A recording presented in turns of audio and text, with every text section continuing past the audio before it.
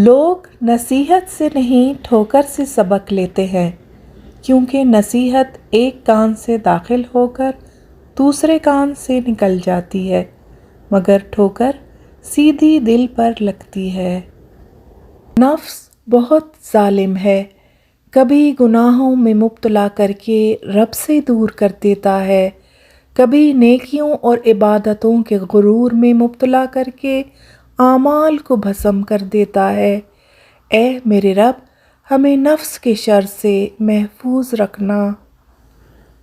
گہری باتیں سمجھنے کے لیے گہرا ہونا پڑتا ہے، اور گہرا ہونے کے لیے گہری چوٹیں کھانی پڑتی ہیں۔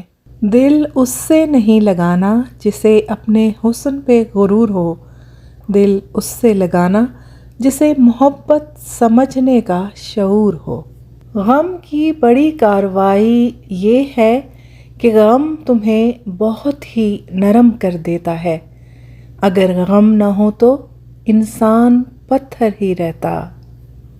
جب دل نہ ہوا کرے نماز پڑھنے کا تو صرف حاضری ہی لگانے چلے جایا کرو، اسے بتایا کرو کہ دل نہیں ہے، تھکا ہوا جسم ہے، مگر تیری محبت میں آئے ہیں یا رب۔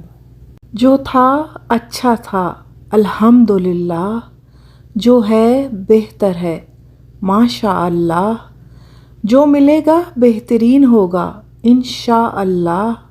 اس کے در پہ سکون ملتا ہے، اس کی عبادت سے نور ملتا ہے۔ جو جھک گیا اللہ کے سجدے میں اسے کچھ نہ کچھ ضرور ملتا ہے۔ ایک دوسرے کے رزق پر نظر مت رکھو، کیونکہ رب سے بہتر کوئی تقسیم کرنے والا نہیں۔ اگر تنقید ہی کرنی ہو تو نرم لہجے میں کریں، کیونکہ نرم لہجہ ضمیر جگاتا ہے، جبکہ سخت لہجہ انا کو جگا دیتا ہے۔